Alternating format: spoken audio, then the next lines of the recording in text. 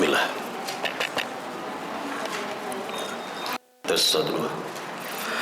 Kita mulai kajian. Assalamualaikum warahmatullahi wabarakatuh. Innal hamdalillah nahmaduhu wa nasta'inuhu wa nastaghfiruh wa na'udzu billahi min shururi anfusina wa min sayyiati a'malina. May yahdihillahu fala mudilla lahu wa may yudlil fala hadiya lahu. Asyhadu an la ilaha illallah wahdahu la syarika lahu wa asyhadu anna Muhammadan abduhu wa rasuluh. Amma ba'd, fa inna asdaqal hadithi kitabullah wa khairal hadi hadi Muhammadin sallallahu alaihi wasallam wa syarrul umuri muhdatsatuha wa kullu muhdatsatin bid'ah wa kullu bid'atin dhalalah wa kullu dhalalatin finnar. Para jemaah yang dimuliakan Allah Subhanahu wa taala, alhamdulillahilladzi bi ni'matihi tatimmus shalihat. Segala puji bagi Allah yang dengan nikmat-nikmatnya terlaksana amal-amal salih. Para jemaah Allah Subhanahu, kita memulai insyaallah kajian ilmiah berkaitan dengan mereka sudah mengetahui atau sudah mungkin mempelajari berkaitan dengan manhaj salaf. Kita ulang lagi agar kita lebih mengerti, kita lebih faham tentang manhaj salaf. Ini kita ambil dari kitab atau buku ya, Salaf buah Al-Ustaz Al-Fadil Yazid bin Abdul Qadir Jawaz hafizahullah ta'ala. Yang di sebagaimana yang telah diketahui, dilihat oleh para jamaah dari ini ya, mulia dengan manhaj salaf ini terdapat kurang lebih 13 bab ya. Terdapat 13 bab. Bab yang pertama tentang pengertian ya, ini definisi-definisi ini. Ta'rifat ya, definisi-definisi ya, ini baik definisi manhaj, definisi salaf gitu ya, sampai kepada pengguna ya, salaf ini ya, atau manhaj ini atau manhaj salaf ini begitu. Kemudian pada bab yang kedua berkaitan dengan nama-nama dari salaf atau salaf. Kita dalil-dalil tentunya, baik itu dari Al-Quran atau dari hadis-hadis. Memang kebanyakan dari hadis-hadis Sallallahu Alaihi Wasallam tentang nama lain dari salaf atau salafiyah begitu.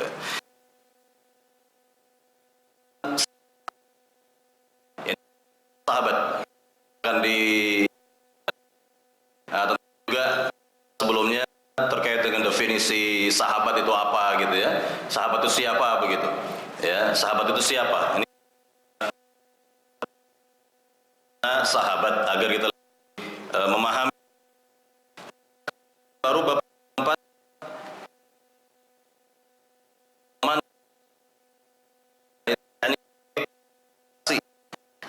dalil yang wajib diikuti oleh umat Islam. Ini pada bab yang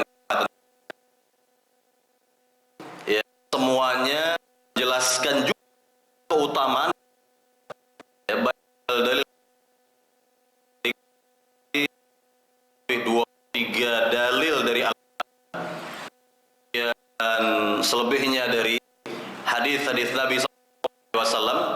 Nah, kemudian perkataan para sahabat, para tabi'in, tabi'in pada ulama Islam abad 8 di abad yang sampai pada bab yang kelima, prinsip terpenting manhaj salaf dalam akidah.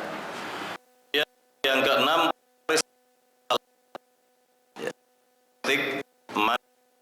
salaf. Kemudian sifat yang dengannya seorang muslim dikatakan sebagai salafi. Dikatakan sebagai salafi. Nah, ini kita akan jumpai di sini ya tentang penamaan atau istilah salaf itu sendiri sebenarnya keluar dari lisan Nabi Muhammad SAW ya, dan dipergunakan oleh para ulama di masanya dahulu. Tentunya belum muncul di masa para sahabat, memang tidak memerlukan hal seperti ini karena mayoritas ya kebenaran mendominasi ketika itu ya, kebenaran lebih mendominasi di zaman para sahabat radhiyallahu taala anhum ajma'in. Kemudian bab ke-8, prinsip-prinsip dakwah salaf. Kemudian bab dakwah hizbiyah dan sururiyah. Nah, ini kita akan mengetahui di sini tentang bedanya antara dakwah salafiyah dengan yang salafiyah. Ini diberikan hizbiyah secara umum. Nanti kita jelaskan juga. Kemudian yang ke-10, dakwah dan manhaj yang besar dari berpegang teguh dengan manhaj salaf. Kemudian bab 11, masa depan Islam berada pada manhaj salaf. Nah, ini kalau perhatikan dunia ini zaman dari tahun ini ada fenomena yang menarik yang menunjukkan tentang kekuasaan Allah Subhanahu wa taala begitu ya, yakni untuk menyadari kembali kepada Qurannya, kembali pada para nabi sallallahu alaihi wasallam ya. Nanti kita akan jelaskan juga ini depan berada Islam yang jelas. Umat Islam ini tentu dan ini berdasarkan Al-Quran dan hadis Nabi Sallallahu Alaihi Wasallam. Kemudian yang ke-12, syubhat-syubhat seputar dakwah salaf dan bantahannya. Berbagai syubhat ya muncul ya, berbagai macam syubhat muncul, akan lihat bantahannya. Kemudian bab yang terakhir yang ke-13 tentang firqah sesat dan menyesatkan. Baik para jamaah dimuliakan Allah Subhanahu wa taala. Kita akan melihat pada ini insyaallah. Namun sebelumnya ingin memperjelas kepada jamaah, kalau mungkin di antara jamaah bingung barangkali ya, atau bertanya-tanya, Ustadz, apa bedanya antara manhaj dengan akidah? Ya, apa bedanya manhaj dengan ya, maupun dengan materi-materi ya. Nah, di sini Syekh Hasan Al-Amin rahimahullahu taala ya, dan beliau tentang Syekh Hasan, beliau memberikan sebuah gambaran yang sangat ya mudah sekali kita pahami untuk membedakan antara manhaj dengan akidah dan materi-materi Islam lainnya. Baik, beliau rahimahullah ta'ala mengatakan, yakni Islam dan seluruh materi-materi yang ada itu rumah, bagaikan sebuah rumah, dan akidah adalah pondasi rumah itu. Akidah adalah pondasinya, pondasi rumah tersebut. Makanya masalah akidah ini harus lebih dikedepankan, diprioritaskan, karena dia adalah asas, dia adalah pokok, dia adalah pondasi. Ya, pondasi dalam kehidupan seorang muslim. Ya, akan kokoh dia kalau memiliki pondasi yang kuat. Kan ya. Ya materi agama Islam apa yang ada di dalam sendiri kan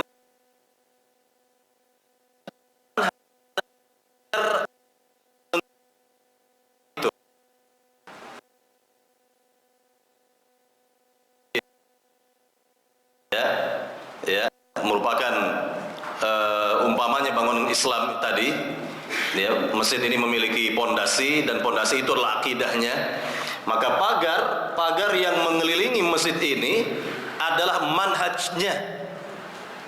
Pagar yang manhajnya.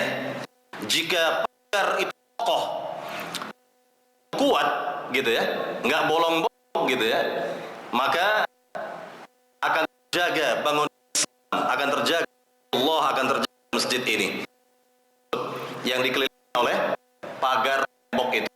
Tapi kalau pagar tembok sudah bolong-bolong atau mau dan lain sebagainya, ini bahaya ini, ya, akan mengancam ya keselamatan dari rumah itu sendiri.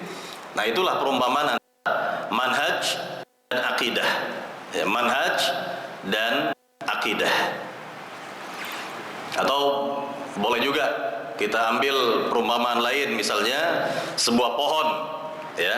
Jadi bangunan Islam itu adalah kita umpamakan pada sebuah pohon. Akar dari pohon tersebut adalah akidah. Akar dari pohon tersebut adalah akidahnya. Dan pohon ini dikelilingi oleh pagar, ada pagar yang mengelilinginya, ya, pagar kayu kah atau apa, pokoknya pagar itulah manhaj, ya, yang menjaga, yang, ya, melindungi pohon tersebut. Nah, itulah berkaitan dengan perumpamaan, ya, bedanya antara manhaj dengan akidah. Baik, para jamaah yang dimuliakan Allah Subhanahu wa taala, kita masuk kepada muqaddimah dari kitab ini. Langsung saja kita masuk. Ya, ini kalau di buku saya ini buku yang terakhir ini, ya.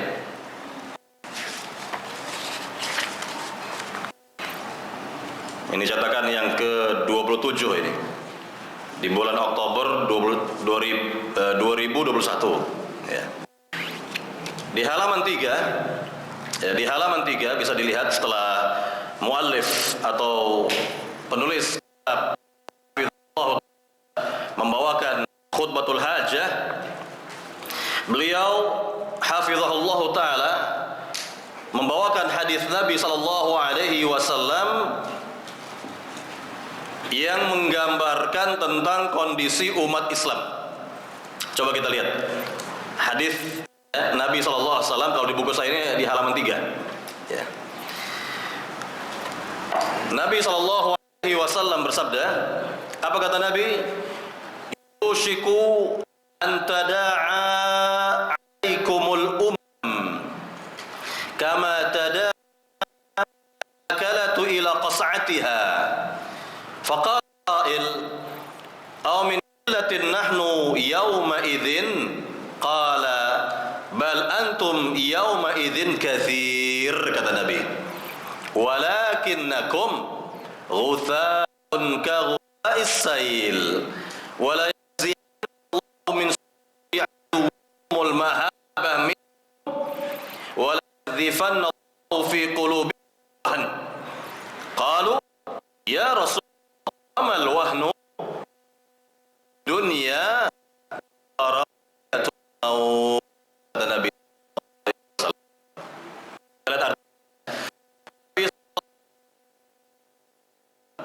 telah berikan, ya, nubuwah, berita kenabian. Apa yang bakal terjadi pada umatnya? Nabi sallallahu alaihi wasallam, hampir tiba saatnya, kata Nabi, umat lain mengerumuni kalian seperti orang-orang yang berebut makan dalam sebuah bejana. Salah seorang bertanya, ya, apa karena jumlah kami, yakni umat Islam, sedikit pada saat itu, wahai Rasul? Beliau menjawab, bahkan jumlah kalian pada saat itu adalah banyak. Akan tetapi keadaan kalian seperti buih yang dibawa oleh arus air, dan Allah mencabut dada musuh kalian, takut terhadap kalian. Allah menjamkan al-wahan di dalam hati. Apakah Allah? Beliau menjawab, dunia dan takut. Di hadis ini dijelaskan oleh para ulama tentunya. Hadis yang sangat mulia sekali. Hadis yang sangat-sangat mulia sekali. Nah, ini kita di sini keterangan dari Nabi sallallahu alaihi wasallam. Kata Nabi, hampir tiba saatnya umat-umat lain mengerumuni kalian. yakni mencapai ya lihat ya urutannya dari zaman Rasul. Ini awal mula kemuliaan umat Islam itu di zaman Rasul. Awal mula ya, awal mula kejayaan dan kemuliaan umat Islam itu di zaman Rasul. Kemudian dilanjutkan di zaman Khulafaur Rasyidin. Di zaman Khulafaur Rasyidin, Utsman bin Affan bin ajma'in. Kemudian kejayaan itu ya meningkat di zaman ya tentunya Bani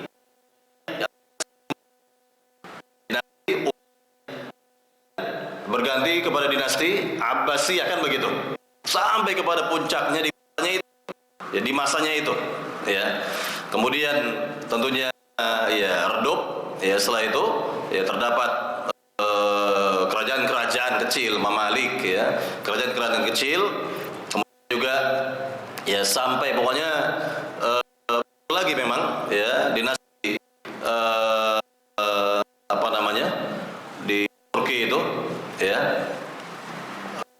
kemudian redup lagi ya, dan umat Islam berada dalam ya, kelemahan di atas kelemahan ya, kelemahan di atas kelemahan. Nah, inilah yang kita lihat di masa sekarang ini, bahwa kaum muslimin ya dikotak-kotak oleh musuh mereka, dicabik oleh penjajah di masa Inggris, Prancis dan lain sebagainya itu. Ya, kita ambil contoh misalnya negeri Syam di masa Khulafaur Rasyidin, atau bahkan di masa dinasti Umayyah sampai kepada Asia misalnya, itu kan negeri Islam yang besar itu. Ya, wilayah ya kaum muslimin yang besar di masa itu, kan begitu. Kemudian dicabik-cabik, di kotak-kotak ya, yang kita kenal sekarang ada apa? Negeri Syam ini ya, Palestina, Yordania, apa lagi? Libanon, Suria dan lain sebagainya, kan begitu. Di kotak-kotak oleh muslimin ya, agar umat Islam tidak bersatu. Agar umat Islam tidak bersatu. Nah, itulah ya kenyataannya seperti itu yang kita dapati. Jadi ya umat Islam ini luar biasa ya sebenarnya ya, dan kemuliaan yang akan di akhir zaman ya itu besar telah didapat umat Islam di zaman-zaman dahulu. Dan kita akan jelaskan berkaitan di tangan umat Islam ya, di tangan umat Islam. Baik, para jamaah yang dimuliakan Allah Subhanahu wa taala, apa dikatakan di sini oleh Nabi bahwa umat-umat lain, yakni musuh-musuh umat ini mengerumuni kalian seperti orang-orang yang berebut makanan di dalam sebuah bejana. Maknanya apa ini?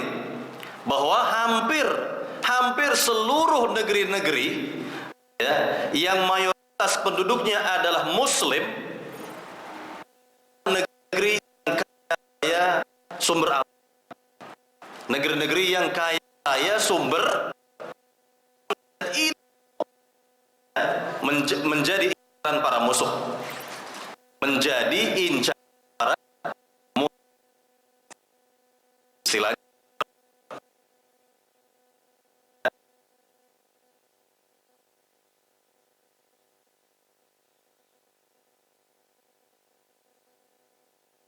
alamnya di sini.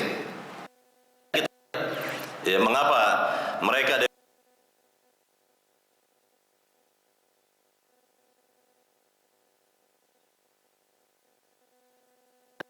adanya, apa yang ada padanya, kira-kira. Baik, para jamaah yang dimuliakan Allah Subhanahu wa taala,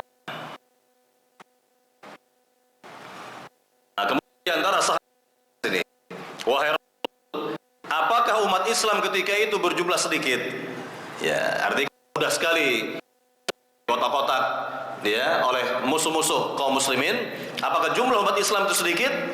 Apa jawaban Nabi? Bal antum yauma idzin katsir. Bahkan kalian saat itu berjumlah banyak. Berapa Bapak Ibu jumlah umat Islam di sana? Kira-kira berapa? Ada 1 miliar lebih ya? 1 miliar lebih ya. Ya, negeri kita ini luar biasa ini jumlah umat Islamnya kan begitu. Ya, Masya Allah. Jadi ini merupakan jumlah yang sangat besar. Jumlah yang sangat besar. Jadi Nabi sudah menyampaikan berita kenabiannya ini jauh-jauh. Ya, Islam ini akan tersebar. Islam ini akan tersebar ke seluruh penjuru negeri dunia ini, dan setiap negeri yang ada itu mesti Islamnya. Islamnya, dan kita lihat di zaman sekarang ya, ini mungkin kita katakan hampir setiap hari dari belahan Eropa, Amerika ada yang masuk agama, ada yang masuk agama. Masya Allah ya. Kemudian kita Nabi SAW menjelaskan tentang jumlah yang banyak, jumlah umat Islam yang banyak itu. Nabi katakan kalian ya, yakni seperti buih yang dibawa oleh arus banjir atau air. Ya, buih, makna buih ya, utha. Pertama, buih ini manfaat atau tidak? Tidak ada manfaatnya. Ya, tidak ada manfaatnya. Artinya umat Islam ini ya istilahnya dipandang remeh, ya, dipandang remeh oleh musuh, ya, tidak ya memberikan apa namanya, apa istilahnya, warna pada dunia di zaman sekarang ini. Ya, kira-kira seperti itu gambar. Ya, ya juga tidak ada yang melirik karena ya tidak melirik kan begitu. Juga kekuatan karena dia ya bagaimana saja arus banjir ke kanan ikut, ke kiri dia ikut, dan seterusnya. Itu makna buih. Nah, itulah ya realitas di zaman kata Nabi, ya, seperti buih kata Nabi sallallahu alaihi wasallam. Kemudian Nabi sallallahu alaihi wasallam menjelaskan kembali di sini ya, dan Allah akan mencabut dari musuh kalian rasa takut terhadap kalian. Artinya musuh umat Islam di zaman ini tidak lagi gentar, tidak lagi takut terhadap umat Islam. Kita bisa bayangkan apa itu zaman Nabi misalnya, yakni awal kejayaan dan umat Islam itu muncul. Apa kata Nabi dalam hadis? Allah menjelaskan, kata Nabi sallallahu alaihi wasallam ya, yang maknanya adalah bahwa aku diberikan ya kelebihan oleh Allah Subhanahu wa taala, yaitu ya musuh sudah takut, musuh sudah gentar terhadap umat Islam ini masirata syahrin. Nusirtu birru'bi masirata syahrin. Aku ditolong oleh Allah Subhanahu wa taala, ya. Umat ini ditolong oleh Allah Subhanahu wa taala, yaitu dengan cara Allah memasukkan rasa gentar, rasa takut ke dalam hati musuh selama 1 bulan perjalanan. Bayangkan. Jadi ya, musuh-musuh umat Islam di saat itu baru mendengar, baru nih bahwa Nabi dan umat Islam, para sahabat, jadi keluar dari negeri Madinah untuk memerangi mereka. Ini baru keluar dari negeri Madinah, mereka takut mereka itu. Gentarnya luar biasa mereka itu. Nah, ya yang ada di masa Nabi sallallahu alaihi wasallam. Yang ada di masa Nabi sallallahu alaihi wasallam. Saya tanya para jamaah, di masa Khulafaur Rasyidin misalnya, ya di masa Khulafaur Rasyidin, atau di awal-awal ya di masa Nabi juga gitu ya. Ada kerajaan yang dikatakan kerajaan yang sangat kuat atau power di masa. Ada berapa? Ada dua kerajaan superpower, yaitu kerajaan Persia dan Romawi. Ya, Romawi Timur ini tentunya. Ya, kalau Romawi Barat Italia sekarang ini. Ya, Italia sekarang ini. Kalau Romawi Timur ya yang berada di Turki sekarang ini kan gitu ya, Konstantinopel. Ya. Di sini bisa kita lihat di masa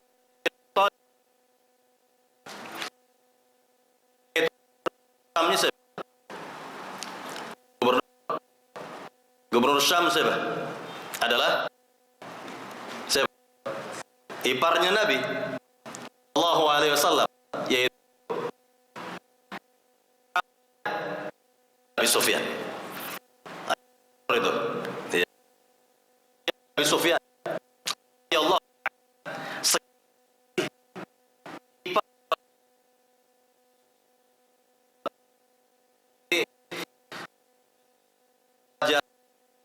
Heraklius ada ya masalah internal istilahnya lah antara Ali bin Abi Thalib sebagai khalifah dengan Muawiyah bin Abi Sufyan sebagai gubernur negeri Syam, yang mana Muawiyah ini menuntut darahnya Utsman bin Affan, karena Muawiyah ketika itu adalah juru bicara dari keluarga besar Bani Umayyah, gitu ya. Nah, melihat ini ada peluang, ya, dilihat oleh Raja Romawi Timur ini ada peluang untuk menyerang umat Islam ketika itu, ya, maka Muawiyah bin Sufyan ya mengetahui rencana dan tujuan Raja Heraklius yang sudah yakni menyusun kekuatan militernya di masa itu. Muawiyah segera tulis, ini baru gubernur, ini level gubernur nih, bukan khalifahnya siapa? Khalifahnya itu siapa ketika itu? Ingat, Ali bin Abi Thalib itu khalifahnya. Ini baru gubernur aja nih, level gubernur, ya, bukan khalifah gitu ya.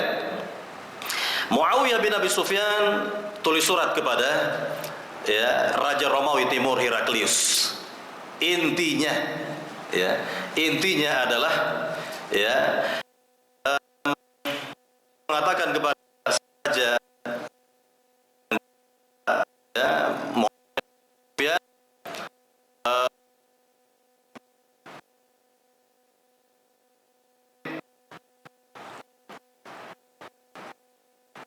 jika engkau berani, ya, engkau berani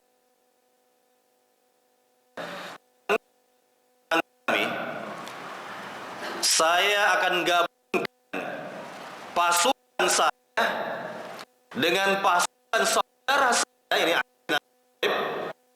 untuk menghancurkan kerajaan engkau, untuk menghancurkan kerajaan. Ya, dan sebelumnya dia hinakan dulu tuh Raja Romawi. Ya, takutnya luar biasa itu raja.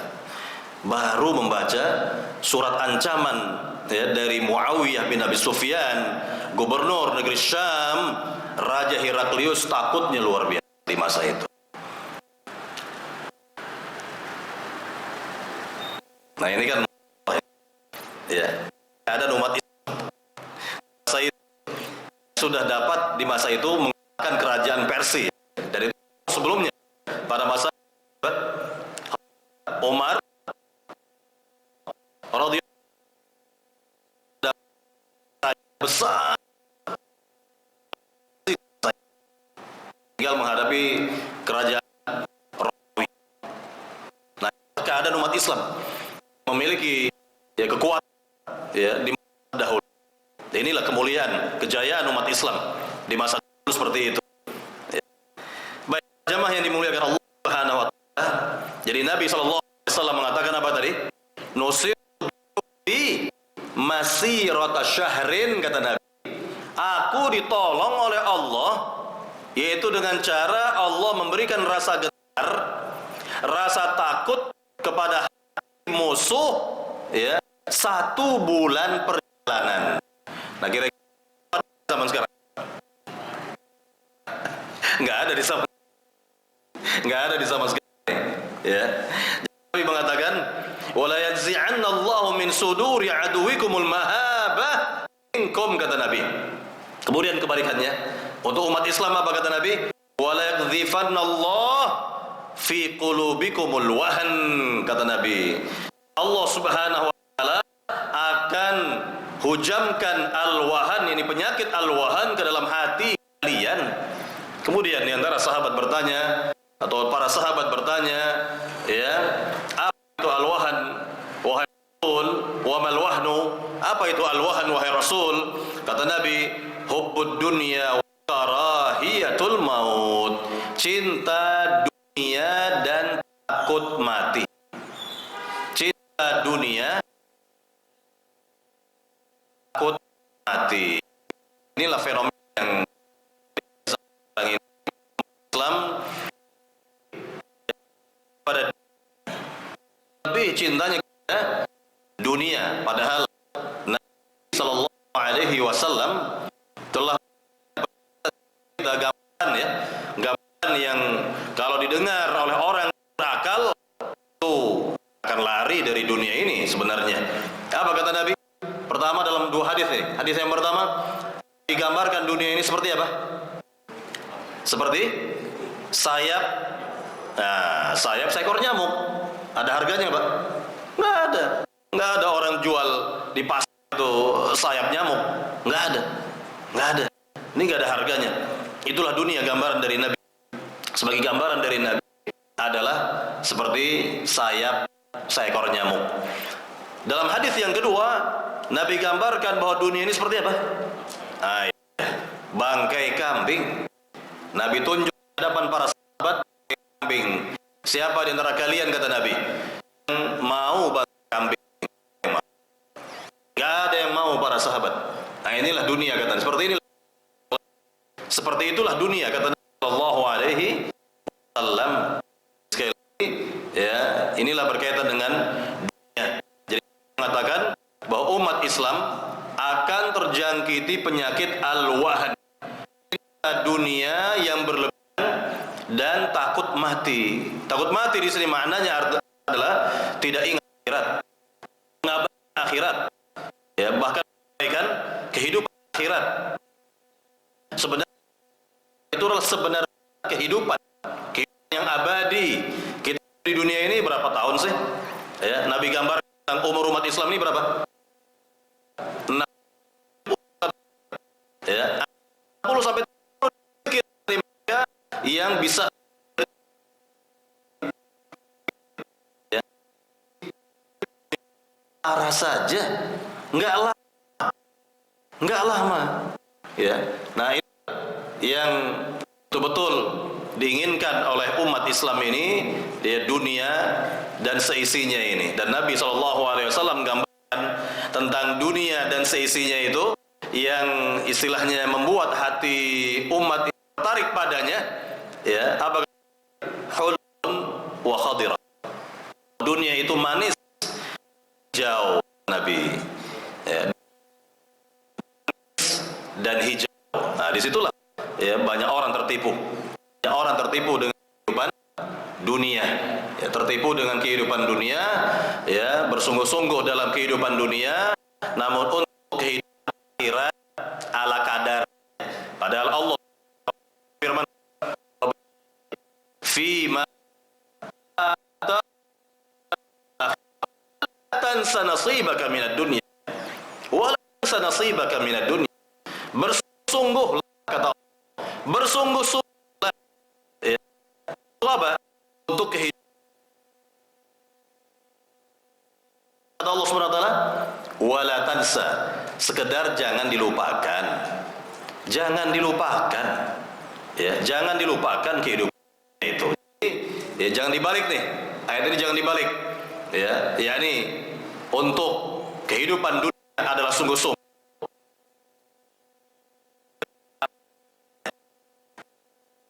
Balik.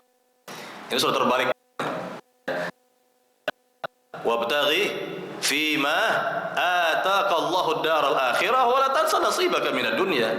Bersungguh-sungguh untuk kehidupan akhirat, bersungguh-sungguh untuk kehidupan akhirat dan untuk kehidupan dunia, wala tansa Allah. Jangan melupakan, ya. Jangan dilupakan. Jadi inilah tentang petunjuk ilahi, petunjuk Allah Subhanahu wa taala agar kita ya berupaya sungguh untuk kehidupan dunia ini, ya tentunya akan ikut nantinya. Artinya bagi mereka yang ada kesungguhan untuk kehidupan akhirat, dunia akan ikut. Dunia akan ikut. Tapi kalau mencari dunia saja, ya akhirat itu. Ya, sering saya berikan perumpamaan begini. Ada petani A dan petani B. Petani A ini ikhlas tanam padi, namun petani B hanya menanam rumput, Nah, ketika dua-duanya sama-sama tumbuh, ya, maka petani A yang tadi dikatakan ikhlas menanam padi, maka rumput pun akan ikut, gitu. Rumput juga akan ikut.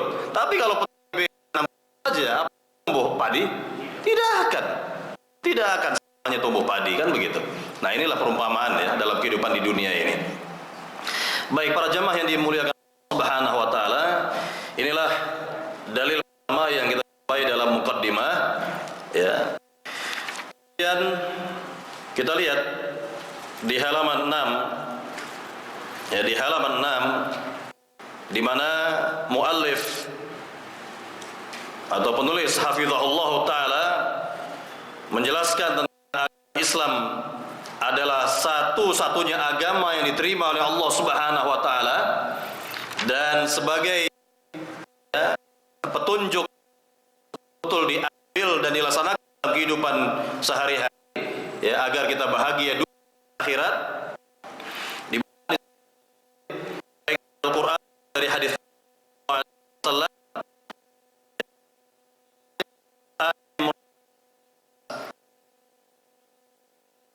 in hil Islam, sungguhnya agama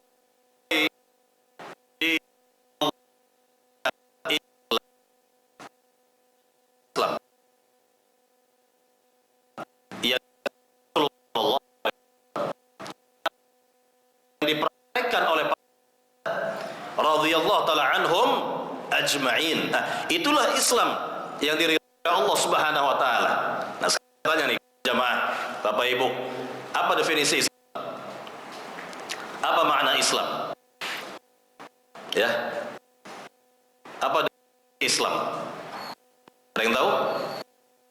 Bu? Ada yang tahu, Bu?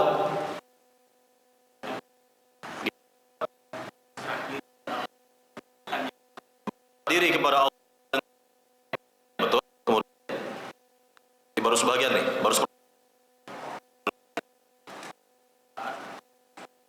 patuh dan taat kepada Allah dengan mengerjakan kewajiban agama, lalu diri dari syirik dan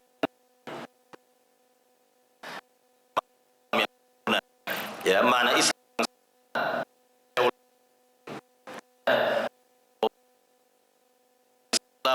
tauhid wal inqiyad ta'ah wal bara'ah minasyirki wa ahli. Ya, artinya adalah Islam itu ya berserah diri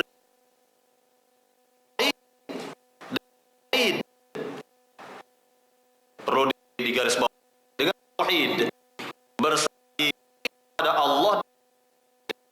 Jadi bukan begitu saja wajib tauhid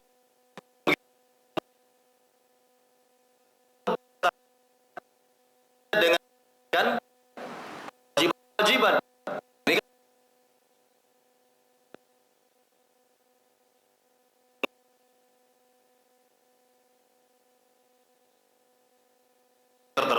agama atau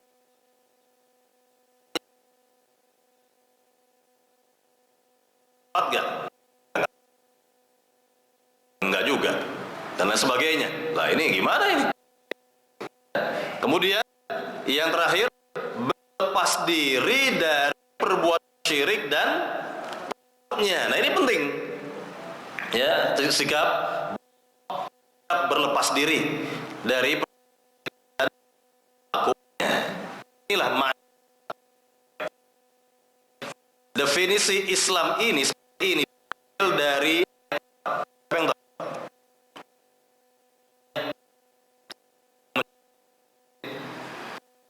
yaitu diantara ayat 66 ya,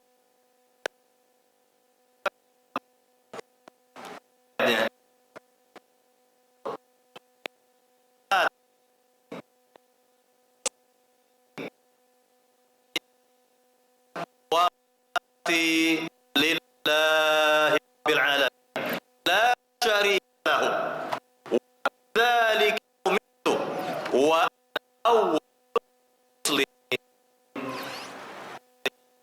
Katakan wahai Muhammad, siapa? Ya, pada orang-orang musyrikin.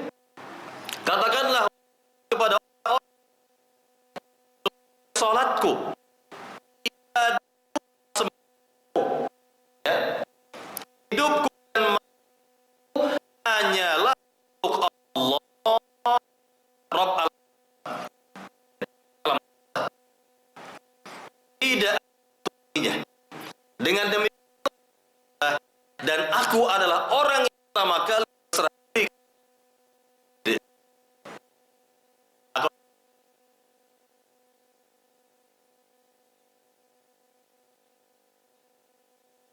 Dan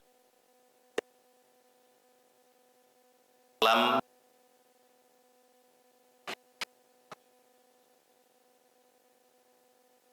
nah ini saudara kita, satu-satunya agama dari Allah, Islam yang diamalkan oleh para sahabat, para tabi'ut tabi'in, ya, para imam kita, ya, terusnya dan seterusnya, ya. Kemudian dalil yang bawahnya itu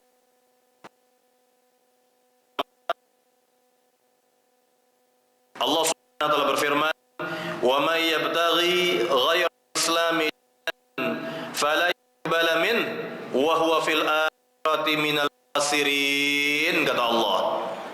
Dan barang siapa mencari agama selain Islam, dia tidak akan diterima, dan di akhirat dia termasuk orang-orang yang rugi, kata Allah Subhanahu wa taala. Jadi saja kata Allah, yang mencari keyakinan, mencari agama lain dari agama Islam, yakni Islam, karena jelas ayat Al-Quran turun di masa Nabi kan gitu. Berarti Islamnya siapa? Islamnya siapa? Islamnya Rasulullah, Islamnya para sahabat. Nah itu yang kita ulang-ulangi terus ya. Islamnya Nabi Muhammad sallallahu alaihi wasallam, Islamnya para sahabat, kan begitu. Ya, apa kata Allah? Fala yuqbal min, tidak akan diterima. Mencari agama selain Islamnya Nabi, selain dari Islamnya para sahabat, tidak akan diterima. Ya, tidak akan diterima. Dan yang kedua, ya, ini di dunia tidak akan diterima agamanya.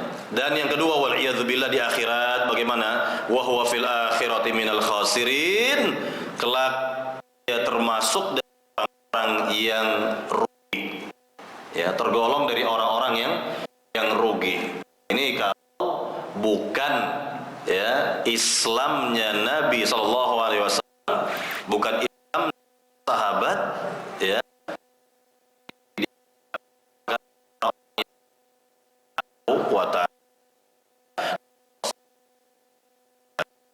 baik para jamaah Allah lihat dalam dibawakan hadis yang sahih, ini hadis Muslim dari sahabat Abu Hurairah radhiyallahu taala an, apa kata sallallahu alaihi wasallam, walladzi nafsu Muhammadin bi la yasma'u bi min hadhihi al-ummah yahudiyyun wala nasrani, ya, thumma yamutu min la ursiltu bihi illa kana min ashabin nar, waliyadzubillah. Ya, kita lihat artinya. Demi Allah, Nabi, lihat, Nabi bersumpah, demi Allah yang diri Muhammad berada di tangannya, tiang pun umat ini, baik itu Yahudi maupun Nasrani, ini tentunya disebut dua agama, karena yang banyak tersebar ketika itu agama Yahudi dan agama Nasrani, walaupun juga ada agama-agama yang lain, dan jelas agama Samawi, gitu ya. Yang benar diutusnya aku, lalu ia mati dalam keadaan tidak beriman dengan apa yang aku diutus dengannya, ini Islam, melainkan ia pasti menjadi penghuni neraka. Kata Nabi, pasti dia akan menjadi penghuni neraka, wal'iyadzubillah. Nasallallahu salamata wal afiyah. Jadi ya, Rasulullah sallallahu alaihi wasallam jelas diutus Allah Subhanahu wa taala rahmatul alamin lil insi wal jin, untuk seluruh manusia dan seluruh jin, agar mereka kembali kepada agama Islam, agama tauhid, agama tauhid. Makanya sering ya kita dengar dari para khatib Jumat itu membawakan ayat, ya, apa? Wala tamutunna illa wa antum muslimun. Ya ayyuhalladzina amanu, apa? Ya, wahai orang-orang yang beriman, bertakwalah kalian dengan sebenar-benar takwa, wala tamutunna illa wa antum muslimun, dan janganlah kalian mati kecuali mati dalam keadaan muslim, yakni muwahhid, bertauhid kepada Allah Subhanahu wa taala. Janganlah kalian mati kecuali mati di atas Islam, yakni tauhid. Nah, itulah yang ditekankan selalu oleh Rasulullah sallallahu alaihi wasallam ketika beliau memulai dakwahnya di negeri Mekah. Maka beliau kata kepada seluruh penghuni Mekah, seluruh penduduk negeri Mekah ketika, ya qaumi qulu la ilaha illallah tuflihu, wa kaumku, ucapkanlah oleh kalian la ilaha illallah, kalian pasti beruntung. Nabi sallallahu alaihi wasallam. Nah, inilah keterangan dakwah Nabi dengan tauhid, kan begitu ya, dimulai dengan tauhid, dan sampai 13 tahun lah Nabi berdakwah tauhid di kampung halamannya, negeri kelahirannya, sampai beliau terusir dari kampung halamannya, hijrah ke negeri Madinah. Dan di negeri Madinah juga beliau memprioritaskan dakwah tauhid masanya, terus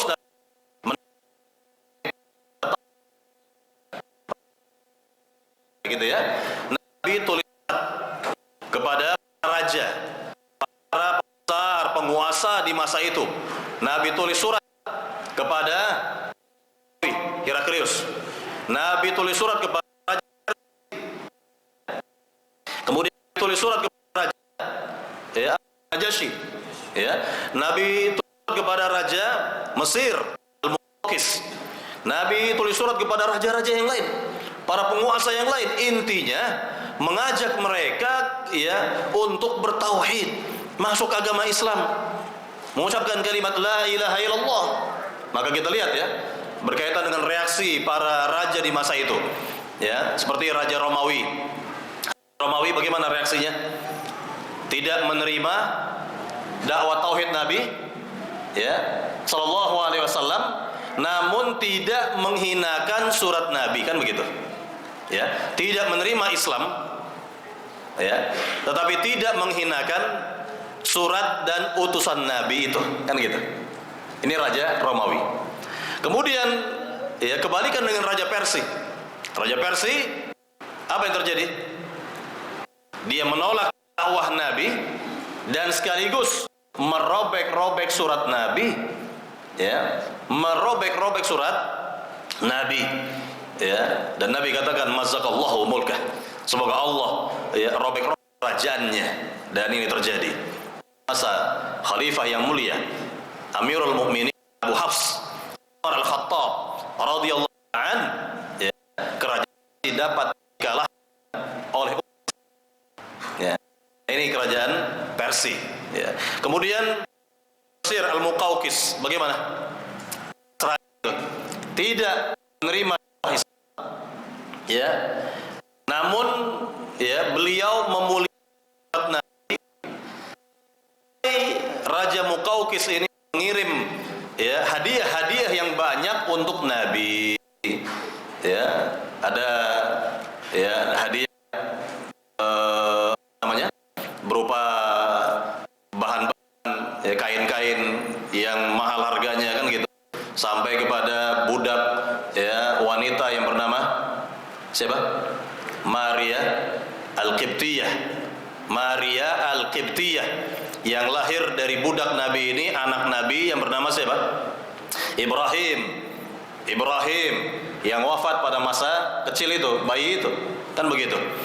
Nah, ini Al-Muqawqis ya mengirimkan banyak hadiah kepada Nabi sallallahu alaihi wasallam.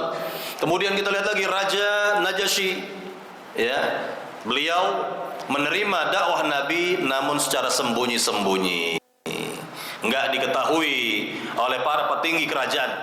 Para petinggi kerajaan tidak ada yang mengetahui bahwa rajanya sudah muslim. Maka ketika raja wafat, memang jenazahnya secara ini dikabarkan oleh Allah malaikat Jibril, raja adalah muslim. Maka apa? Salat ghaib untuk raja. Ya. Dan begitulah seterusnya. Inilah tauhid Allah sallallahu alaihi wasallam kepada para penguasa, kan begitu. Ini masya Allah.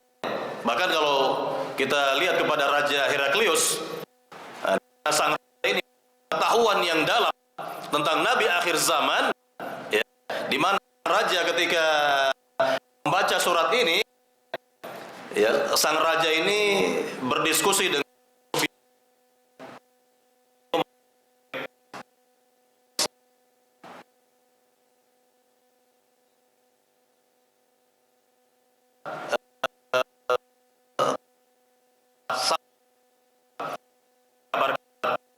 Raja Romawi tentang Nabi akhir zaman, bangsa Arab begitu. Nah, kebetulan memang di negeri Syam itu ya di antara pedagang-pedagang ya, Arab atau dari negeri Mekah memang berdagangnya di negeri Syam. Ya, di antaranya ya ketika dijumpai adalah Abu Sufyan. Ya, Abu Sufyan. Maka terjadi diskusi yang panjang, dialog ya Raja Romawi banyak tentang zaman ini, dan ujung saja mengatakan bahwa Nabi akhir zaman itu dari bangsa kalian. Kenapa? Karena sang raja ketika itu, orang-orang secara umum termakan dengan propagandanya orang-orang Yahudi bahwa Nabi akhir zaman itu dari Yahudi, gitu, dari Yahudi. Raja kali aku menjumpai zaman itu, aku akan menjadi kedua kalinya. Ini tanda penghormatan sang raja terhadap Rasulullah SAW. Kata beliau,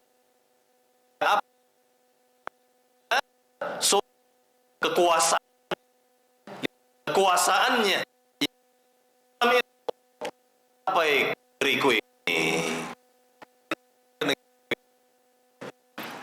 ya, ini pengetahuan aja ini tentang Nabi Muhammad SAW, kurang lebih yakni 8 abad ya dari kehidupan Nabi Sallallahu Alaihi Wasallam.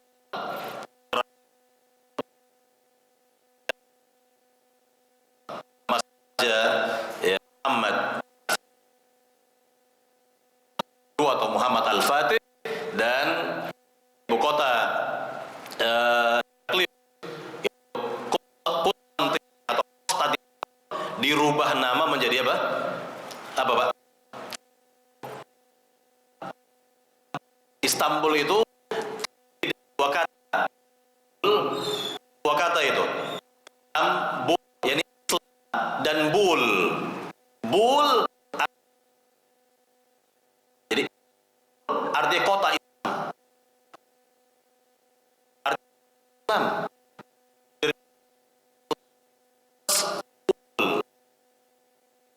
Jadi Istanbul kota Islam. Itu. Ya. Baik. Subhanahu wa ta'ala. Dalil yang berikutnya dari alaihi wasallam bahwa Islam yang diterapkan kepada para sahabat adalah Islam putih. Ya, Islam putih bersih. Ya. Kita dengar hadis Nabi sallallahu alaihi wasallam menjelaskan hal ini. Inni qad atukum ala mithli bayda lailuha nahariha la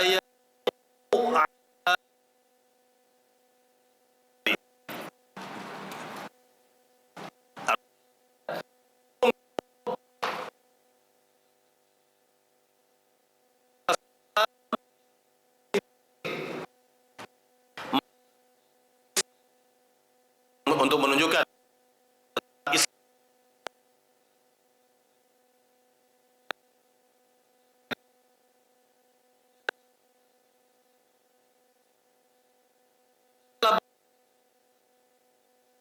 peninggalan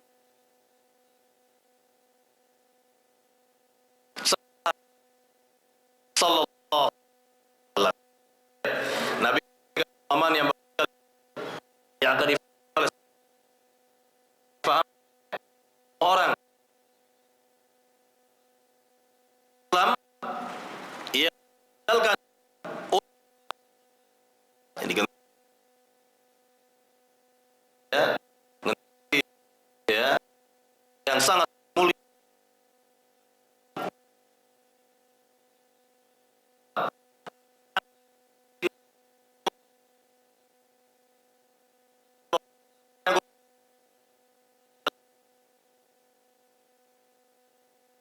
Itulah Islam gambar di masa itu putih belum ada noda gitu.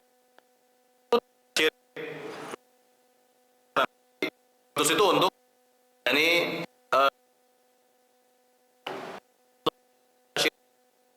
itu karena Sallallahu Alaihi Wasallam lalu apa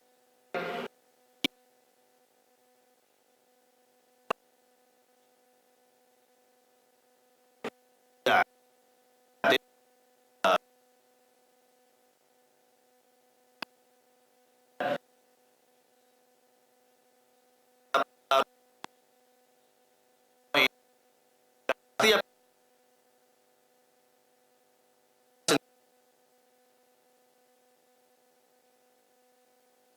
dan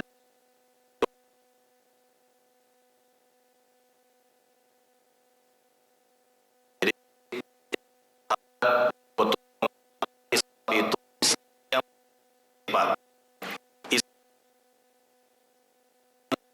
Nabi Muhammad sallallahu alaihi wasallam apa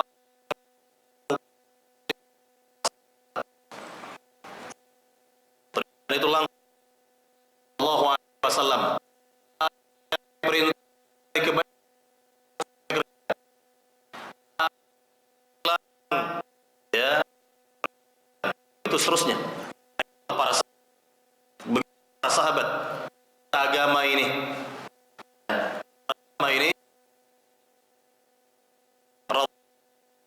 dan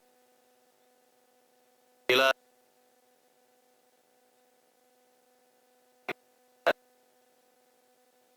bagi berislam akan lebih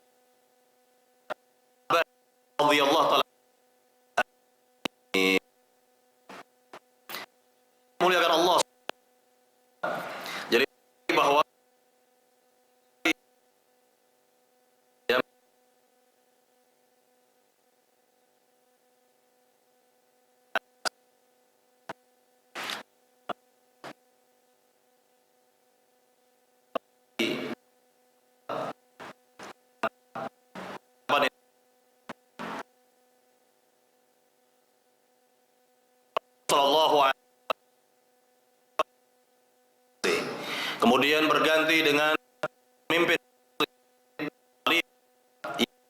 Siddiq juga walaupun ketika beliau khalifah memang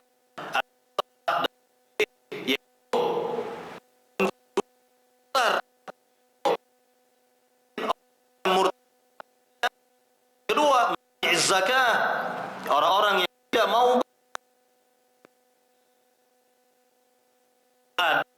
asal gitu ketika itu sudah tidak dekat bagi mereka. Inilah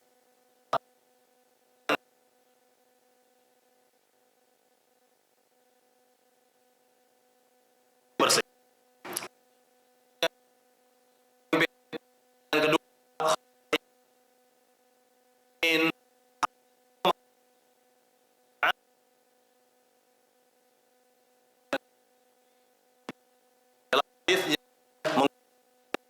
Umar itu bagai al-bab, itu yang kokoh kata Nabi, pintu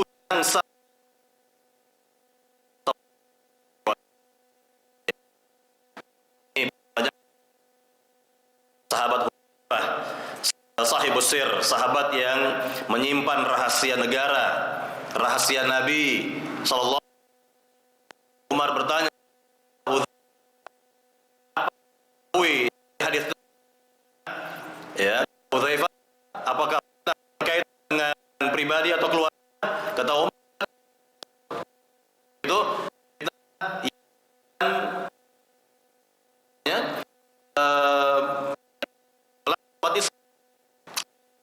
ya jelaskan pintu ada pintu pokok tersebut akan rusak, akan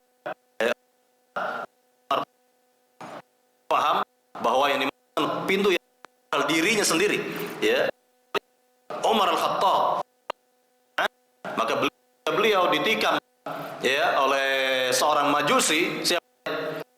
Abu Lu'lu' al-Majus, ya, Abu Lu'lu' Majusi ya, maka ya pintu tersebut ya hancur. Ya ini enggak lama setelah itu ya khalifah wafat. Khalifah ya Umar Al-Khattab wafat radhiyallahu ta'ala. Tapi Islam masih bersih. Islam masih putih bersih. Kemudian berganti pada pemimpin yang ketiga. Khalifah Amirul Mukminin Utsman bin Affan radhiyallahu anhu. Islam itu masih bersih beliau walaupun di akhir-akhirnya ya terjolak. Ya, siapa otak Yahudi? Ya, Yahudi yang pura Islam pada ya, yaitu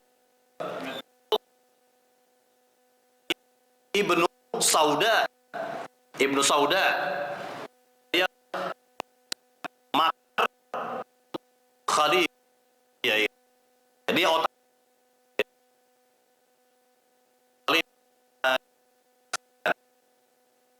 bersih ketika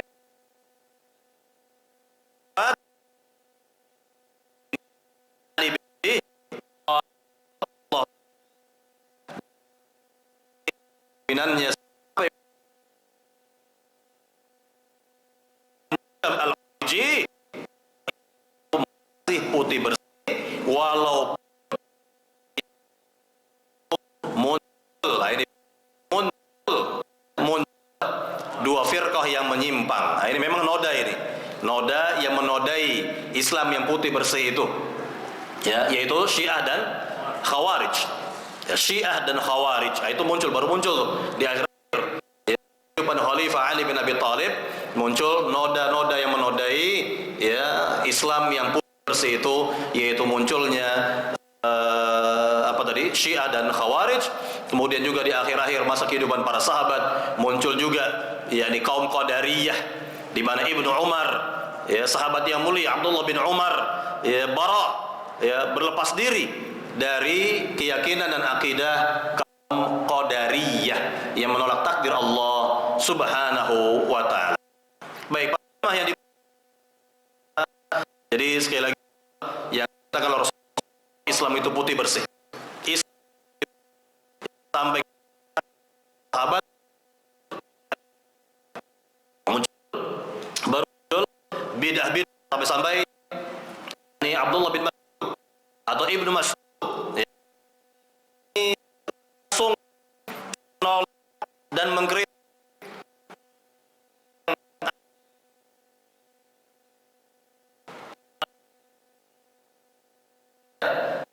dan berzikir Allah Subhanahu wa taala ya, bertakbir ya, Allahu Akbar, Allahu Akbar dengan kerikil ya, bertasbihlah kalian subhanallah subhanallah dengan kerikil. Begitu pemandangan itu yang dilihat langsung oleh Ibnu Mas'ud, sahabat dia langsung beliau mengingkarinya. Langsung beliau mengingkarinya. Ya. Beliau katakan kepada mereka, ya, wahai umat Nabi Muhammad, Ibnu Mas'ud, ya, ma asra'aha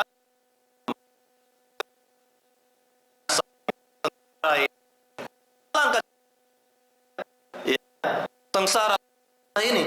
Lihatlah kalian, masih banyak sahabat Nabi yang itu begitu. Kalian, nah di sini diberikan pertanyaan. Pertanyaan ini tidak bisa mereka jawab. Pertanyaan yang pertama dari Ibnu Mas'ud, apa yang menyangka agama cara zikirnya Nabi berzikir dengan apa? Dengan jari, ya kan? Subhanallah, subhanallah dengan jari jemari. Kalian kata, apakah cara kalian berikil seperti ini? Kalian anggap kalian hebat dan lebih pandai dengan cara berikirnya Nabi. Pertanyaan ini, atau apakah kalian ingin membuka pintu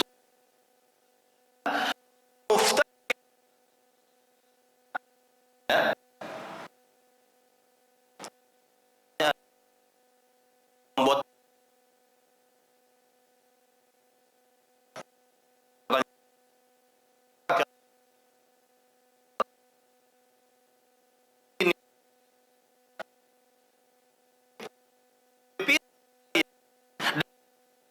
berzikir Nabi yang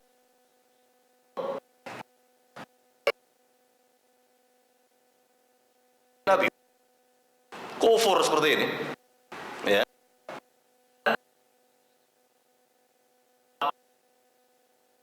Pintu ke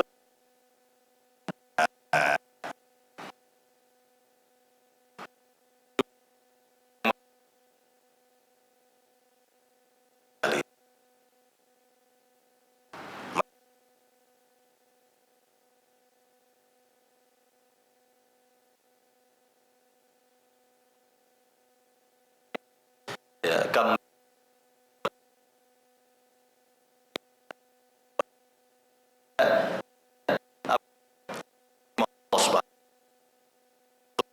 sesuai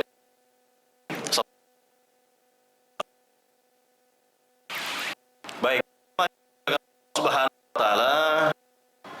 Apa terakhir hadis di halaman tadi, Nabi akhir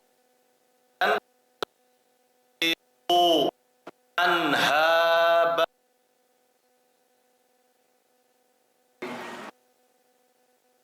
tidaklah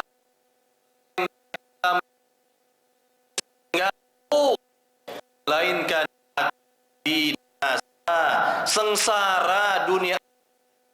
Bayangkan Nabi berkata secara umum saja ini, ya, halik binasa sengsara akhirat sengsara.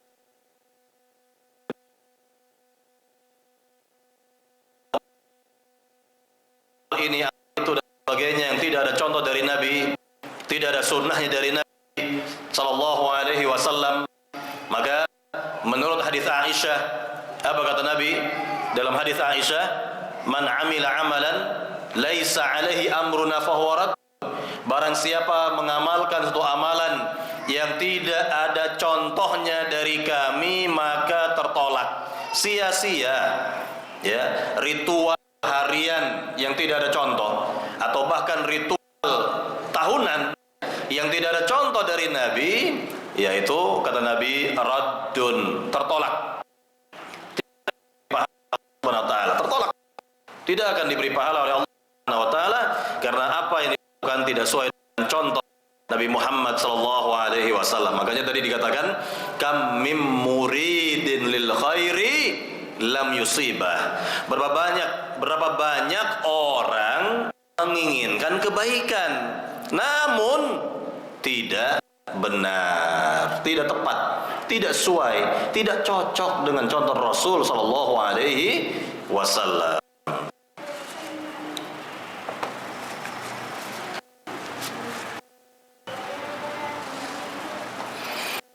Baik para yang mulia, di mana para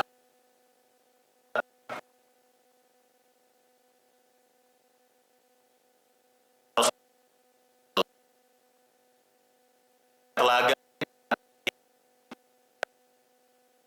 ya, dari surga, di luar dari umat Islam tentunya, dengan izin Allah.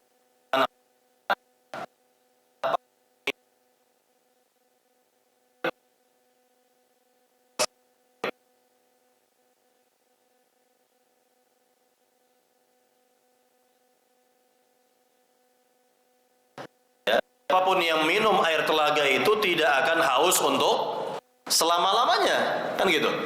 Nah, ketika ada rombongan, kita katakan dalam hadis, ada sekelompok dari umat Islam dan Nabi mengetahui ciri-ciri mereka bahwa mereka adalah umat beliau. Apa ciri-cirinya?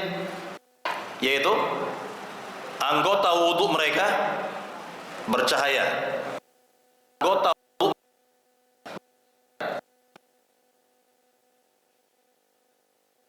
telaga Nabi Muhammad sallallahu alaihi wasallam, ya, maka mereka diusir oleh para malaikat.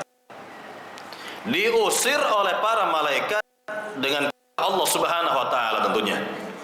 Dan Nabi katakan, ummati, ummati. Mereka itu umatku, umatku. Kenapa diusir? Ini bahasa kita. Umatku, umatku. Kenapa diusir? Kenapa diusir? Apa kata Allah kepada nabinya yang mulia sallallahu alaihi wasallam? Ya Muhammad, innaka la tadri ma ahdatsu ba'dak. Wahai Muhammad, ketahui apa yang terjadi setelah engkau wafat. Lihat di sini. Engkau tidak ketahui apa yang terjadi setelah engkau wafat. Maknanya apa? Maknanya apa ini? Yakni ada di antara umatmu itu, umat Islam itu yang menyimpang dari manhajmu, yang menyimpang yang dari sunnahmu, begitu. Ya, maka itulah yang terjadi setelah engkau wafat. Artinya ini bukan dari golongan para sahabat ya, karena seluruh sahabat Nabi akan minum dari air telaga Nabi, dan seluruh para sahabat Nabi ahlu. Ingat itu. Jadi ini bukan dari kalangan para sahabat tentunya yang dimaksud dari ya mereka-mereka yang diusir tadi, karena seluruh para sahabat ya dapat minum air telaga Nabi, dan seluruh para sahabat ya calon-calon di surga, sebagaimana Allah berfirman. Ayat yang mulia nanti kita jelaskan dalam bab yang keempat, dalilnya itu ada ya, Allah berfirman as-sabiqun as-sabiqun, orang-orang pertama kali yang masuk surga kata Allah itu para sahabat Nabi, para sahabat Nabi kan. Nah, jadi ingat, diusir. Siapa mereka yang diusir ini? Para ahli bidah, para ahli bidah ya, yang manhajnya menyimpang dari manhaj Nabi, akidahnya menyimpang dari akidah beliau, walaupun mereka masih tergolong dari umat Islam ya, ingat ya, mereka ini masih tergolong dari umat Islam. Jadi penyimpangan akidah mereka tidak menyebabkan mereka itu keluar dari Islam, masih muslim ya, seperti akidah ya Khawarij, mereka masih muslim Mereka masih Muslim, walaupun Nabi sendiri gelari mereka sebagai apa? Kilabun nar, anjing-anjing neraka. Itu kaum Khawarij. Ya Nabi gelari kilabun sendiri, yang menggelari mereka sebagai kilabun nar, anjing-anjing neraka. Namun mereka masih Muslim, kan begitu? Atau misalnya orang Syiah yang bukan Syiah Rafidhah, bukan ya. Ya, orang-orang Syiah, karena Syiah itu berpecah-pecah. Syiah juga berpecah-pecah. Ya, ada yang mendekat kepada Ahlus Sunnah, ada seperti Syiah Zaidiyah. Ya, namun keberadaan mereka ya nggak tahu deh di mana mereka itu. Yang jelas yang berkembang di dunia sekarang ini adalah Syiah yang ekstrim. Ya, Syiah Rafidhah misalnya. Ya, Syiah Rafidhah atau Nusairiyah ya di Suriah, atau di Yaman apa? Syiah apa namanya? Houthi. Nah, itu Syiah yang ekstrim tuh. Syiah yang ekstrim, kira-kira seperti itu, yang memerangi umat Islam.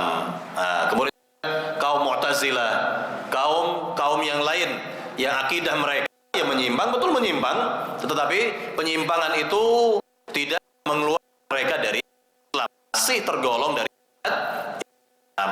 Seperti itu. Ya, jadi Allah Maha tahu lah ya. Allah Subhanahu wa taala Maha tahu siapa dari mereka ini yang akan diusir ya dari telaga Nabi sallallahu alaihi wasallam, kan begitu? Dan siapa pula dari umat ini yang diizinkan oleh Allah Subhanahu wa taala untuk minum dari air telaga Nabi sallallahu alaihi wasallam. Baik para jamaah yang dimuliakan Allah Subhanahu wa taala. Berapa ini?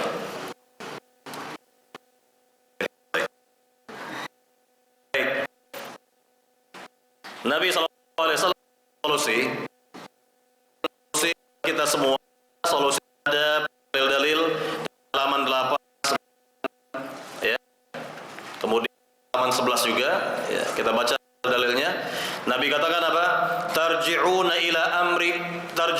ila amrikumul awwal, kata Nabi. Hendaklah kalian kembali kepada urusan yang pertama kali. Urusan yang pertama kali, yakni urusan di zaman Nabi, urusan agama di zaman para sahabat, itu yang pertama kali, kan begitu? Atau lihat dari hadis yang berikutnya ini, inni qad taraktu fikum syai'aini lan tadillu ba'dahuma kitaballah wa sunnati. Sungguhnya aku tinggalkan di tengah kalian dua pusaka.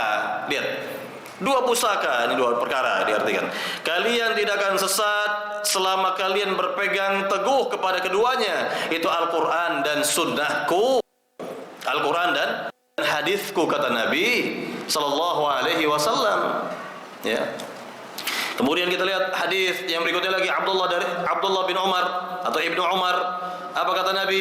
Idza tabaya'tum bil 'inah wa akhadhtum adhnab al-baqar wa raditum biz-zar' wa taraktumul jihada sallallahu alaikum dhullan la yanzi'uhu hatta tarji'u ila dinikum, kata Nabi.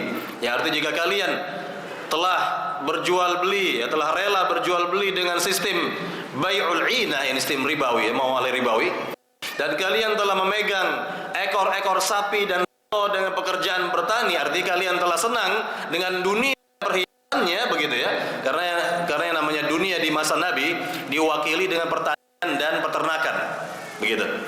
Yani intinya telah senang dengan kehidupan dunia dan perhiasannya, begitu ya, serta meninggalkan jihad di jalan Allah. Ingat, jihad ini pengertiannya luas sekali, dan ya, jihad yang berlaku untuk umat Islam di masa sekarang apa jihad yang berlaku bagi umat Islam sekarang? Talabul ilmi, belajar ilmu agama, itulah jihad yang berlaku bagi umat Islam di zaman sekarang. Karena jihad apa?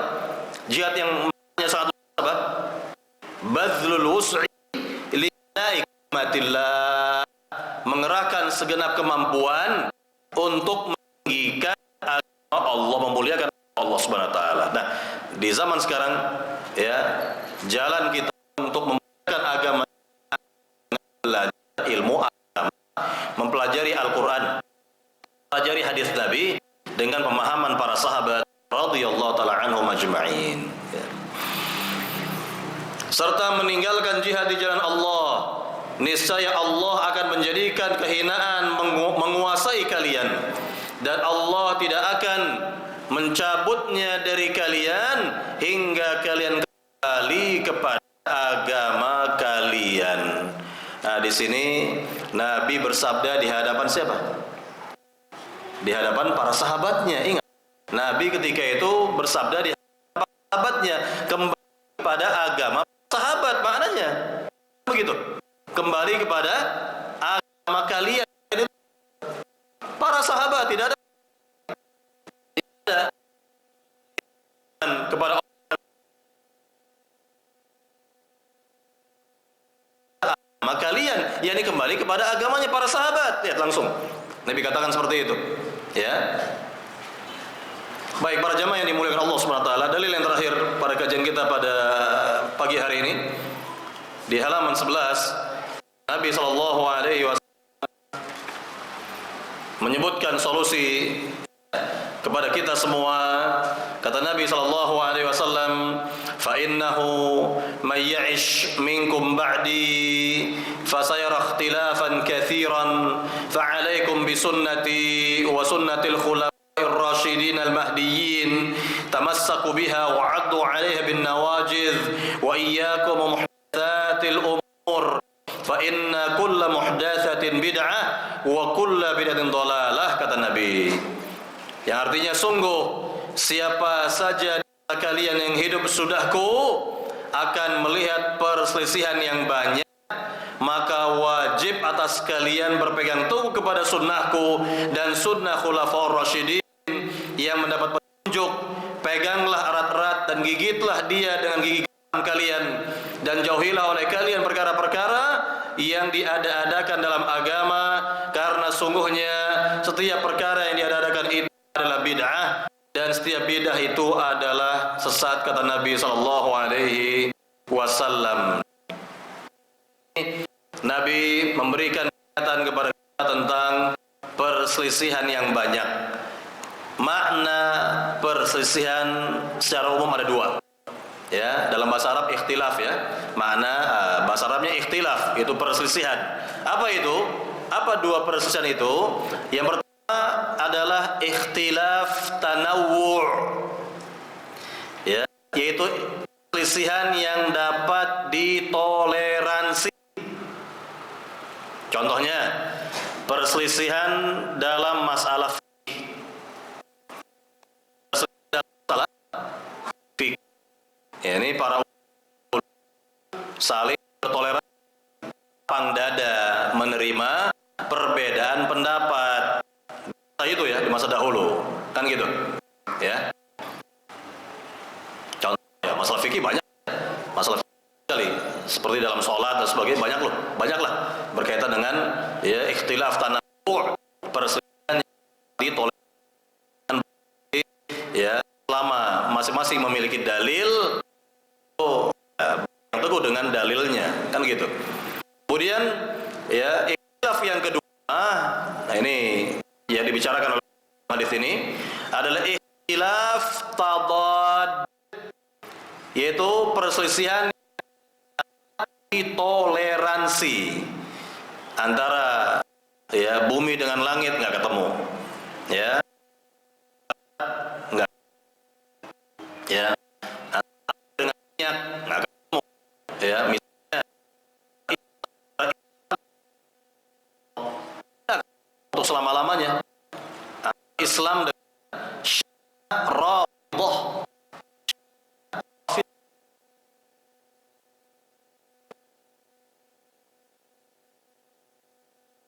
adalah bin Abi Thalib, mereka klaim sebagai mereka, ya, ya, dan seterusnya, nggak akan ketemu, tidak akan ketemu, ya. Nah ini contoh saja, dan masih banyak berkaitan dengan masalah ini. Nah inilah tentang ikhtilaf, perselisihan yang dimaksud oleh Rasulullah dalam hadisnya ini.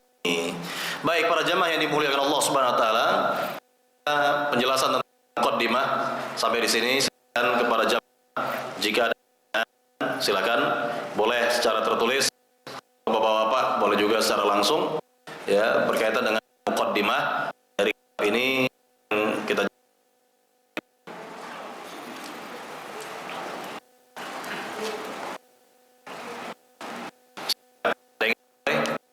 dari bapak-bapak dulu misalnya.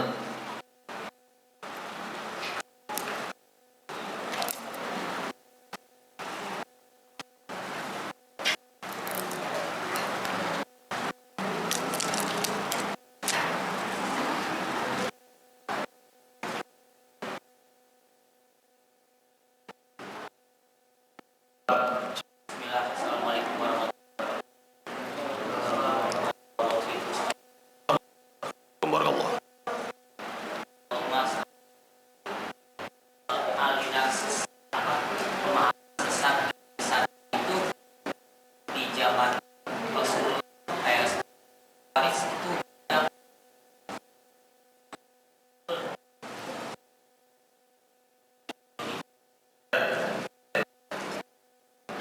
Sudah, Pak?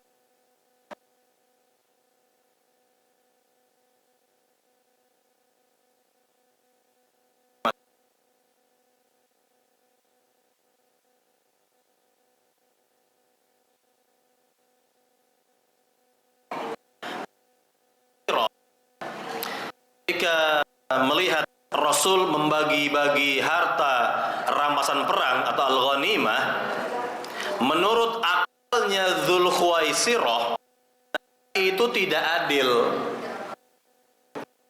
Si Dzulkhuwaisirah kata lancang kepada Nabi, apa kepada Nabi? Ya, i'dil ya Muhammad. Adil. Adillah engkau ini marah ya, lihat dari raut muka beliau yang memerah kan begitu, bersabda ya, illam adil fa, kalau saya sebagai seorang rasul, saya ini sebagai nabi dikatakan adil, lalu siapa lagi yang akan berlaku adil?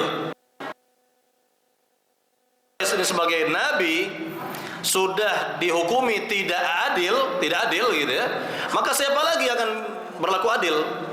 Nah begitu. Nah, kemudian ada di antara sahabat minta izin kepada Nabi, ya, idzan li ya Rasulullah adrib, ya izinkan saya wahai Rasul penggal orang ini, ya. Nabi cegah, Nabi karena dia sholat, artinya dia masih muslim, sholat kan begitu. Lalu ya, kabur dia, ya ini ya tanpa pokoknya segera dia larilah intinya. Ya kemudian apa kata Nabi? Saya khruju min dhi'di hadzal rajul aqwamun ahdath asnan sufa yamruquna min ad-din wa yamruqu sahmu min ar-ramiyah, ya yaqra'una al-Qur'an la yatanajjuna hanajirahum dan seterusnya kata Nabi. Yang artinya akan keluar orang ini cikal bakalnya, akan kaum yang usia mereka relatif masih muda, masih muda. Jadi nggak ada orang tuanya di tengah mereka, nggak ada orang tua di tengah mereka, itu nggak ada. Apalagi orang berilmu sama sekali tidak ada, kan gitu. Ya, nah inilah yang akan nanti dihadapi oleh Ibnu ketika Ali gitu ya, Ali Ibnu Abbas untuk kaum Khawarij, debat kaum Khawarij kan. Nah kemudian apa lagi kata Nabi? Akan keluar dari orang ini satu kelompok, satu firqah gitu ya, yang usia mereka relatif masih muda-muda. Kemudian yang kedua, mereka cepat sekali keluar dari pemahaman yang benar bagaimana keluarnya anak panah dari busanya. Ya, kemudian mereka beribadah kepada Allah, dibaca Al-Quran, namun sayang Al-Quran mereka hanya sampai kerongkongan tenggorokan, nggak sampai di hati mereka, sampai sapi di hati mereka itu diantara ciri mereka, cikal bakal, memang bakalnya Nabi. Namun ya keluar mereka masa Ali bin Abi Thalib menjadi khalifah. Makanya Ali restui Ibnu Abbas untuk menghadapi Khawarij gitu. Ulama di masa itu ya, di masa itu menghadapi Khawarij gitu loh. Jadi nanti kita akan jumpai juga perkataan Ibnu Abbas ini pada bab keempat, bab yang keempat, radhiyallahu taala anhu menghadapi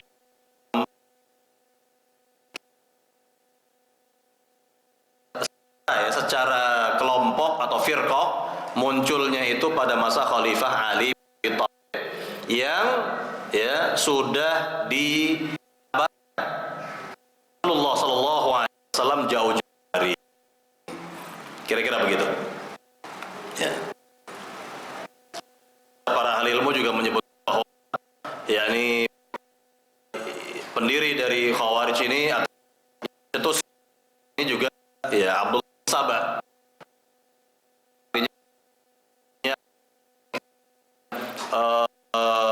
Berbahaya bagi Islam dan kaum muslimin ya, di mana Ibnu Sabah ya yakni melahirkan ya, kalau bahasa itu Syiah Sabaiyah karena nisbah ada Sabah disebut Sabaiyah kan begitu.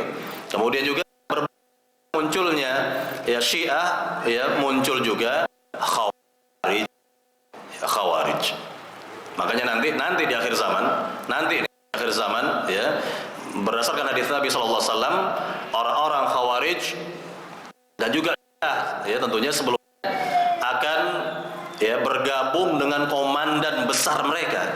Siapa dia? Dajjal. Ini komandan besarnya nih. Ini panglima besarnya ini Dajjal. Dajjal yang akan diikuti oleh orang-orang Yahudi, ya kan? Didukung oleh orang-orang Syiah. Kelak ya orang-orang Khawarij juga akan bergabung dengan kekuatan Dajjal. Kira-kira begitu. Kok sama ya? Iya. Ya, Nabi sudah jelaskan bahwa ya ini akan menyerang dan pendiri juga sama. Masalahnya kan begitu. Ya. Wallahu taala.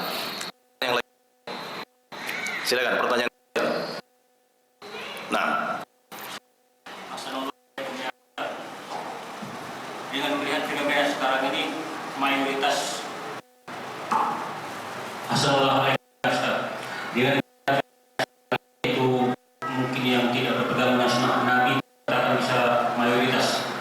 Apakah sekarang ini di zaman ini sudah berlaku hadis Nabi, yaitu di mana di antara yang melakukan sunnah itu 50 kali lipat pahala dari sahabat. Apa juga termasuk apa ini di zaman ini sudah berlaku hadis itu gitu ya? Ya. Baik. Ya, afwan. Jadi begini. Nabi sallallahu alaihi wasallam menyebutkan di hadapan para sahabat tentang zaman yang penuh dengan fitnah. Penuh dengan fitnah sudah. Cobaan bagi umat Islam lah. Ya. Sebelumnya saya ingin mengatakan kana ya kullama kana al-ahdu bir rasul faswabu aghlab. Zaman lebih dekat kepada zamannya Rasul, ingat ini, zaman yang lebih dekat kepada zamannya Rasul, maka kebenaran lebih mendominasi. Lihat, kebenaran lebih mendominasi. Nah sekarang mafhum mukhalafah, kita balik perkataan itu ya. Sekarang kita balik. Bagaimana balik kebalikannya? Zaman yang lebih jauh dari zaman Rasul, maka apa yang lebih mendominasi? Yang lebih mendominasi adalah apa? Keburukan, kejahatan, penyimpangan, bid'ah, kesyirikan, dan yang sejenisnya. Itu yang lebih mendominasi. Kita lihat di zaman sekarang. Betul nggak perkataan seperti ini? Yang kita lihat di zaman sekarang ini, ya, tadi kita katakan bahwa umat Islam di dunia ini jumlahnya lebih dari 1 miliar. Lebih dari 1 miliar. Kira-kira ya, umat Islam yang jumlahnya banyak itu, yang berpegang teguh dengan manhaj salaf, yang bertauhid kepada Allah Subhanahu wa taala, berusaha terusnya, berapa persen?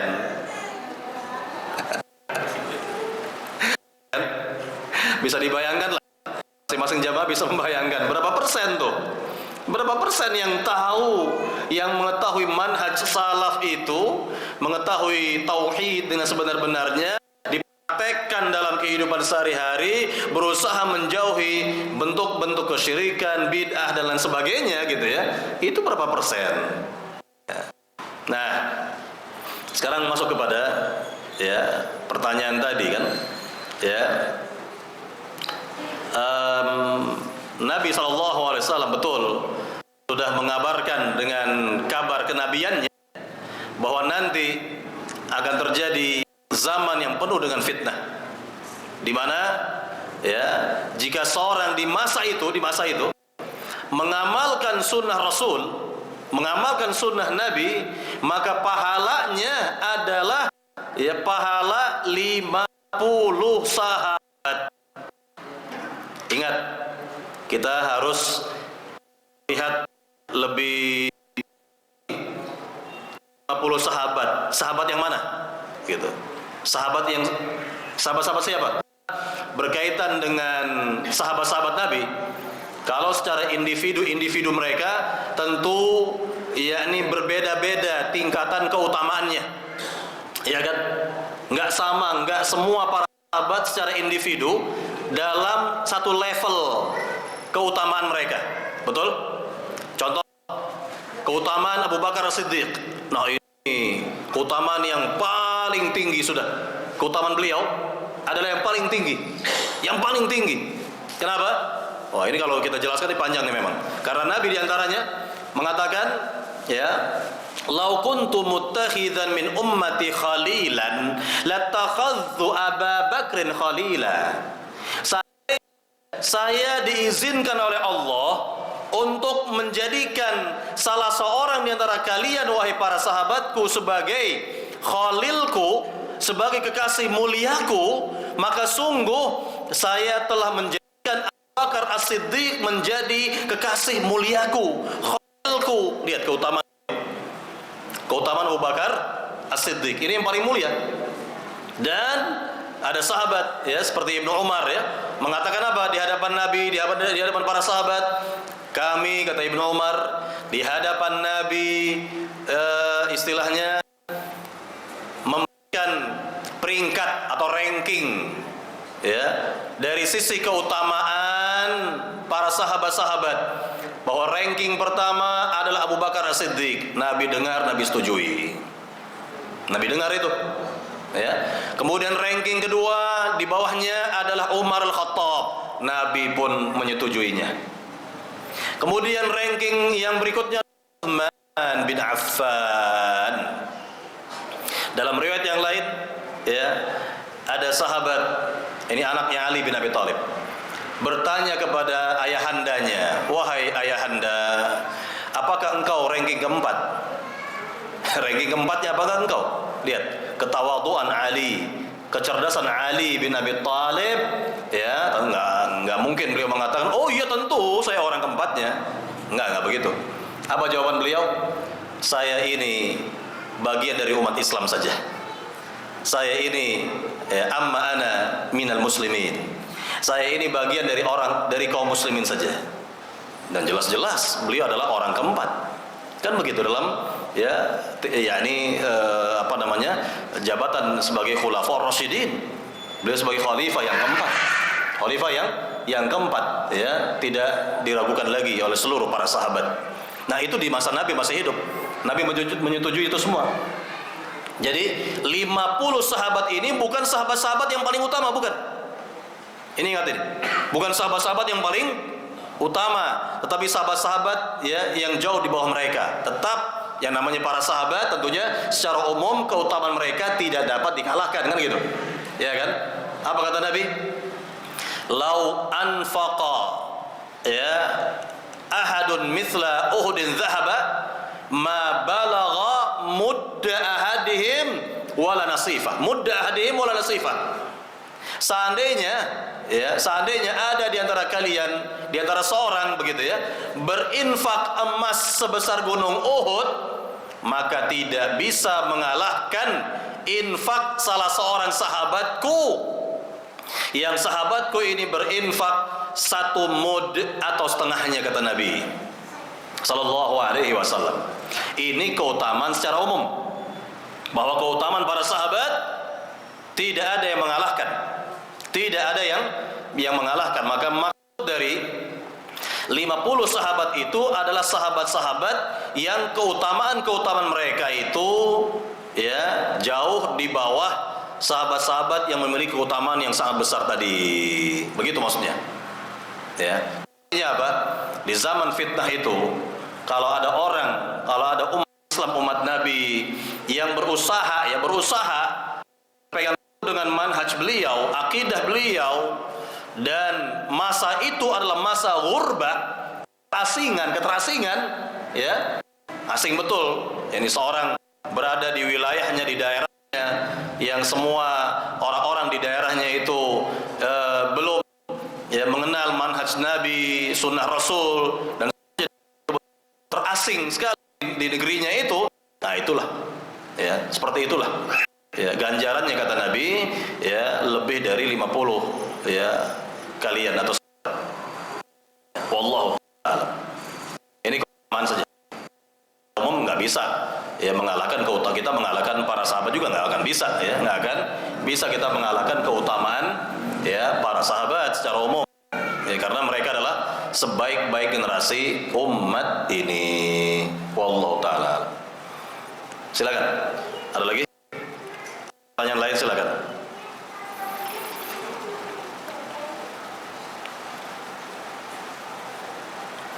Dari ibu ada pertanyaan? Nggak ada, Bu. Baik, para jamaah muliakan Allah Subhanahu wa taala, insyaallah kita akan lanjutkan lagi ya ini Allah taala nanti. Mudah-mudahan apa yang kita kaji ini bermanfaat. Semoga kehadiran para jamaah diberi pahala oleh Allah Subhanahu wa taala, diridhai oleh Allah Subhanahu wa taala. Amin amin ya rabbal alamin. Kita akhiri kajian ini dengan doa penutup majelis.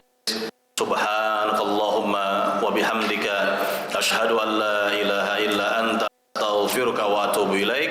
Assalamualaikum